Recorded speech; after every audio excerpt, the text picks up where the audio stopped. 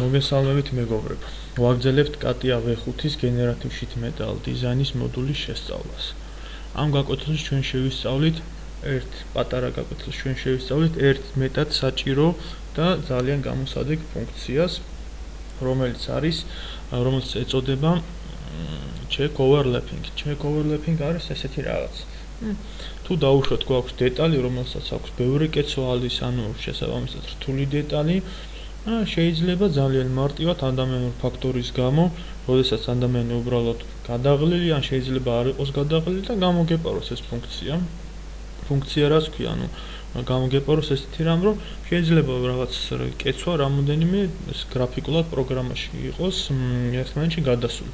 ამისთვის არის ეს ფუნქცია, რომ ჩვენ შევამოწმოთ და ასე ვთქვათ, შეგვისწოროს თუ სადა აღმოაჩინოს, თუ სადმე რამე არის, ასე ვთქვათ, ერთმანეთში ცუდად გადასული.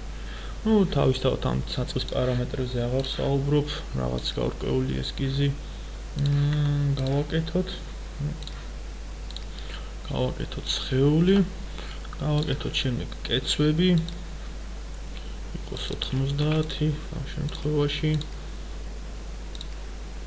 შემთხვევაშიც რამდენიმე კეცვა გავაკეთოთ, იყოს ესე, იყოს დავუშვათ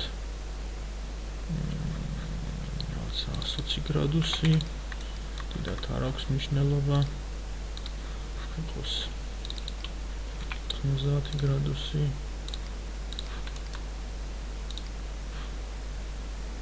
იყოს 10 გრადუსი, იყოს 40 მილიმეტრი, ან 45 თუნდაც. ამ შემთხვევაში კი ჩანს, რომ ეს დეტალი ერთი მეორეში, დეტალი რა უკაცრავად კეცვა ერთი მეორეში შედის, მაგრამ ეს უბრალოდ მაგალითისთვის მოგიყვანეთ, რომ სრული დეტალი არ გავაკეთოთ, რო არ დავხარჯო და თქვენთვის შემდგომში, ასე ვთქვათ, შემდგომის გავგებარი არ იყოს ის ვარიანტი. ასეთ შემთხვევაში არის ესეთი ძალიან კარგი ფუნქცია, check overlapping. და აქ პატარა ფანჯარა გამოვა და დაწერს two overlappings detected.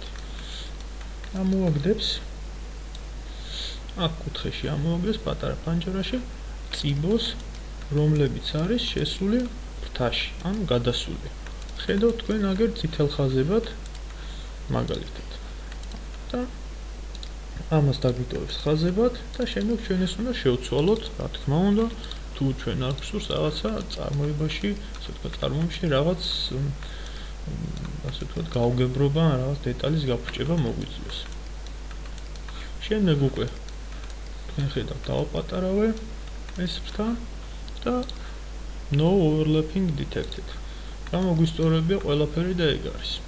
შემდეგ ამას გავშლით, რა თქმა უნდა, line 1, line 2, ან შეგვიძლია ჩავაქროთ, ან წავშალოთ, არ აქვს მნიშვნელობა და კიდევ ერთ ძალიან პრაქტიკულ და გამოსადეგ და მეტად საჭირო ფუნქციას შეგასწავლით, არის save as dxf.